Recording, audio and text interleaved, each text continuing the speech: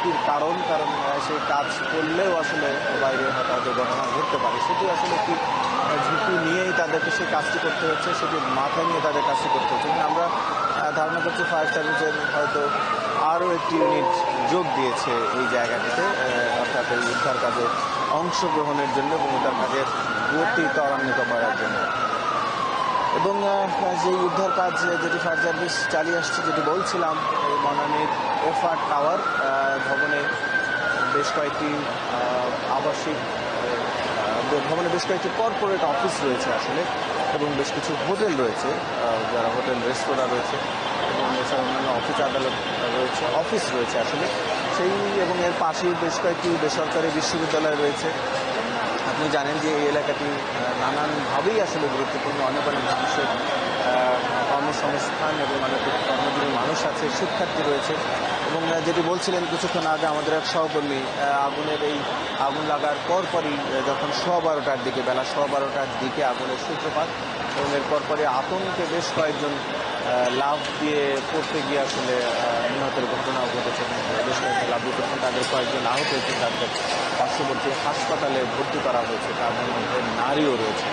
আমরাও দেখেছি বেশ কয়েকজনকে আহত অবস্থায় তাদের ধরে নিয়ে যাওয়া হয়েছে, আশপাশে যারা উৎসুক জনতা রয়েছেন তারা সহায়তা করে তাদেরকে নিয়ে গেছেন নিকটবর্তী হাসপাতালে, তাদের সেবা চলছে। এবং ভবনের যেই আগুন সেটিকে নিয়ন্ত্রণে কাজ করছে ফায়ার সার্ভিস, এবং তাদের সেই অব্যাহত চেষ্টা সেটি এখনও রয়েছে, তাদের সেই চেষ্টাটি এখনও অব্যাহত রয়েছে। এবং সেই চেষ্টাটি আমরাও লক্ষ্য করছি, তারা যতটা সম্ভব চেষ্টা করছে। এবং ফায়ার সার্ভিসের অন্যান্য টিম যেটি রয়েছে, বেশ কয়েকটি টিম এখানে কাজ করেছে। এই ঘটনার পরপরই 5টি টিম যোগ দেয় এবং এরপরে আরও কয়েকটি টিম ধাপে ধাপে তাদের সাথে অংশ নেয়।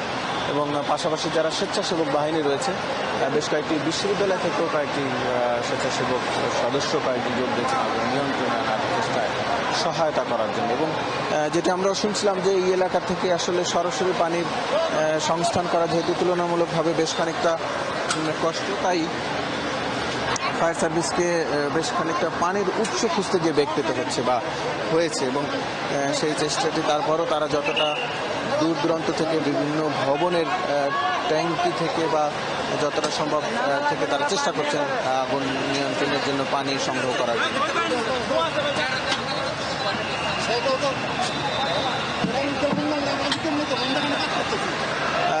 শুনছিলেন যে ফায়ার সার্ভিসের সদস্যরা তারা যতটা সম্ভব চেষ্টা করছেন। এবং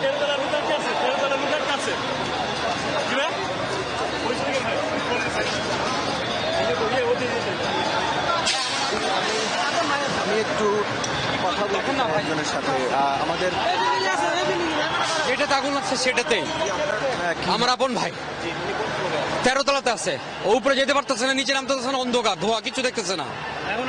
এখন এইমাত্র কথা হলো যে কথা বলতে পারতেছে না, নিঃশ্বাস দিতে পারতেছে না। ওইখানে কি ইমার্জেন্সি সিঁড়ি ব্যবহার, কিচ্ছু দেখতে পারতেছে না, অন্ধকার কিচ্ছু দেখতে পারতেছে না, অন্ধকার বেশি, ধুমা কিচ্ছু দেখতে পারতেছে না। সে যে মুভ করবে ছাদে যাবে সেটাও পারতেছে না।